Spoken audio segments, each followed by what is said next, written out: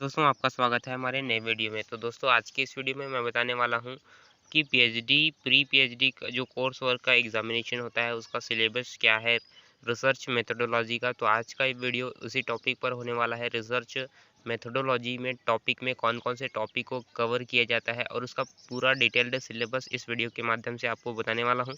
तो चलिए शुरू करते हैं आज का वीडियो। अगर आप चैनल पर नए हो तो प्लीज़ चैनल को सब्सक्राइब कर लीजिए और साथ ही बेल आइकन वाला घंटा जरूर से दबाइएगा।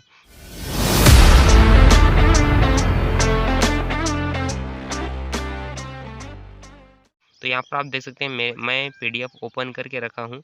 Scheme of examination and detail syllabus for pre PhD course work of research methodology.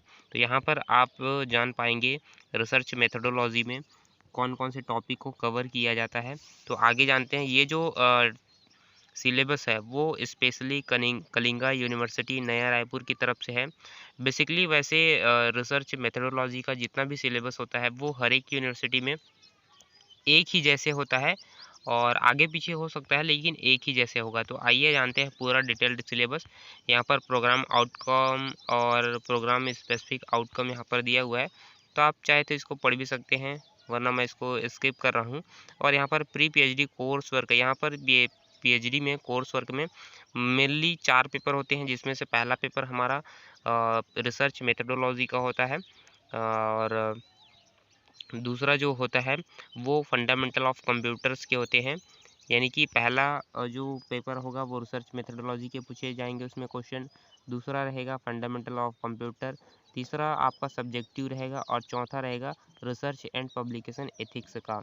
तो ये जो मार्क्स इसमें डिस्ट्रीब्यूटेड रहते हैं 100 और थ्योरी पेपर इसका 70 नंबर का होता है। सबसे पहले रिसर्च मेथोडोलॉजी की अगर बात करें तो थ्योरी पेपर आपका 70 नंबर का रहेगा। प्रैक्टिकल मार्क इसमें नहीं रहते हैं और यहाँ पर 30 नंबर इंटरनल असेसमेंट का दिया रहता है। इस प्रकार से आपको मिनिमम पासिंग मार्क्स से 40 नंबर गेन करने होते हैं।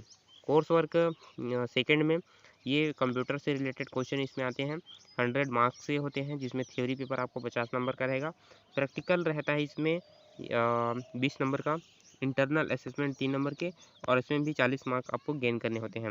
रेस्पेक्टिव सब्जेक्ट या फिर जिस भी सब्जेक्ट से आप पीएचडी कब कर रहे हैं, जैसे मैं अभी केमिस्ट्री से पीएचडी कर रहा हूं तो आपको उस सब्जेक्ट से रिलेटेड क्वेश्चन पूछे जाएंगे इस पेपर में। तो इसमें भी 100 मार्क्स के रहेंगे जिसमें थ्योरी पेपर आपका 70 का रहेगा और 30 नंबर के इंटरनल असेसमेंट रहेंगे।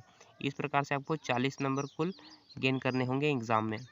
और कोर्स वर्क फोर्थ में PhD program course work fourth में रिसर्च एंड पब्लिकेशन एथिक्स का रहेगा।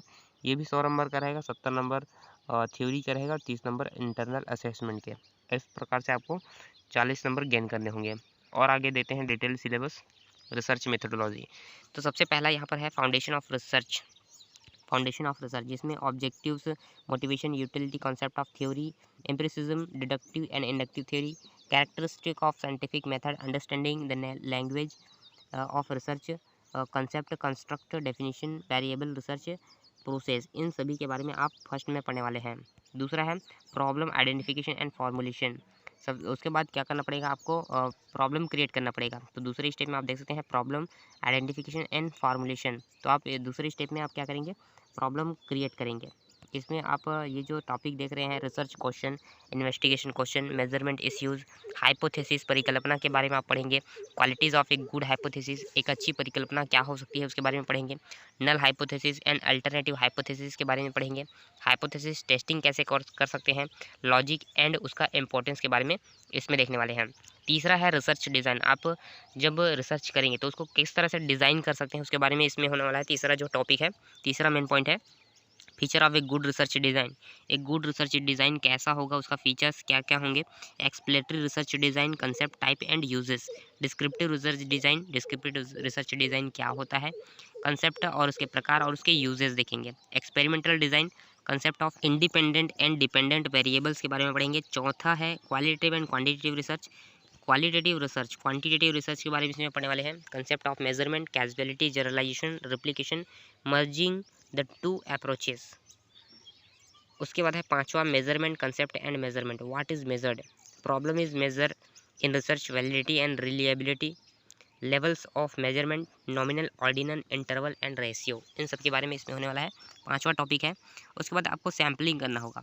सैम्पलिंग यानी कि आपको डेटा कलेक्ट करने के लिए सैम्पलिंग प्रोसेस आपको चाहिए। Concept of statistical population sample, sampling frame, sampling error, sample size, non response, characteristic of a good sample, probability sample, sample random sample, systematic sample, stratified random sample and multi stage sampling, determining size of the sample, practical consideration in sampling and sample size. ये सारी चीज़ें इसमें cover की गई हैं sampling topic में। सातवां है डेटा एनालिसिस। डेटा एनालिसिस में मेन काम यहीं पर रहता है आपका डेटा प्रिपरेशन का, कि आप कहाँ कहाँ से कैसे कैसे डेटा कलेक्ट कर रहे हैं, उसके बारे में इसमें होने वाला है। तो univariate analysis, frequency table, bar charts, pie charts, percentage इसमें होता है। Bivariate analysis, cross tabulations and chi square test, including testing hypothesis of association, ये सारी चीज़ें इसमें होती हैं। उसके बाद 8th स्टेप होता है हमारा interpretation of data and paper writing, layout of a research paper, journals in computer science, impact factor of journals, when a where to publish, ethical issues related to publishing, plagiarism and self plagiarism। Plagiarism के बारे में आप पढ़ेंगे, यदि आप किसी दूसरे की जो डेटा है उसको अपने थीसिस में या फिर अपने जो पेपर राइटिंग है उसमें आप डाल रहे हैं तो आपको प्लेगरिज्म चेक करना पड़ता है, तो वो सारी चीज़ें इसमें आप देखने वाले हैं। उसके बाद है uses of encyclopedias, research guides, handbook etcetera, academic database for computer science discipline, इसमें आप देखने वाले हैं।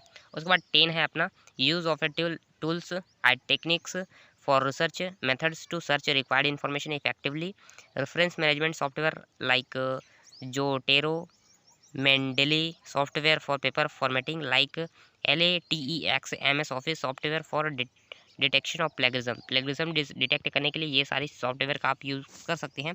यहाँ पर बताया गया है, सॉफ्टवेयर दिया गया है, इन सभी सॉफ्टवेयर को आप यूज़ कर सकते हैं, ऐसा बताया गया है।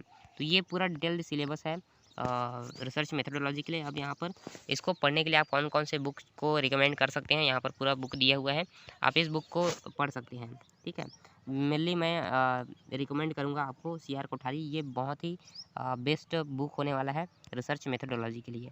तो अलग अलग यूनिवर्सिटी में ये जो रिसर्च मेथोडोलॉजी का है वो अलग अलग टाइप से दिया रहता है। बेसिकली ये जो है कलिंगा यूनिवर्सिटी नया रायपुर का है, तो आप देख सकते हैं आपका यूनिवर्सिटी कौन सा है और उसके बेस पर आपका सिलेबस किस प्रकार से डिज़ाइन किया गया है, फिर उसके अकॉर्डिंग आप पढ़ सकते हैं। तो आज के लिए बस इतना ही, आशा करता हूँ ये वीडियो आपको पसंद आया हो। अगर पसंद आया हो तो सब्सक्राइब लाइक ज़रूर करिएगा। धन्यवाद।